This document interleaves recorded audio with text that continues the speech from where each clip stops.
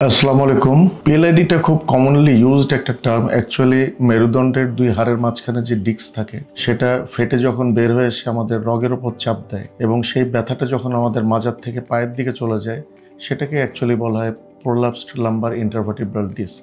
তো এটার ডায়াগনোসিস খুব সহজ। রুগীরা ইউজুয়ালি এসে একটা কথাই বলবে যে আমার মাজার ব্যথাটা পায়ের দিকে নেমে যাচ্ছে এবং পায়ের পেছন দিক থেকে নেমে যাচ্ছে। This is very diagnostic history.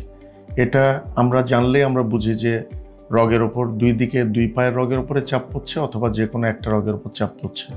তখন আমরা ডায়াগনস্টিক টুলসে চলে যাই। আমরা একটা ইউজুয়ালি এমআরআই করি।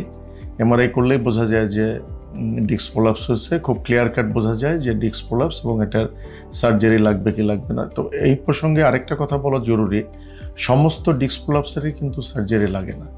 ডিস্ক প্রোলাপসের মেন ম্যানেজমেন্ট হলো রেস্ট এবং পেন কিলার মেডিকেশন।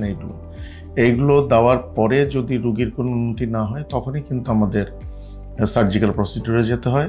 আর কিন্তু এর সাথে যদি রুগীর প্রস্রাব পায়খানার কোনো সমস্যা শুরু হয়, অবসভাব শুরু হয়, যৌন ক্ষমতা কমে যেতে থাকে, সেই ক্ষেত্রে কিন্তু আমাদের দ্রুত অপারেশনের ব্যবস্থা করতে হয়।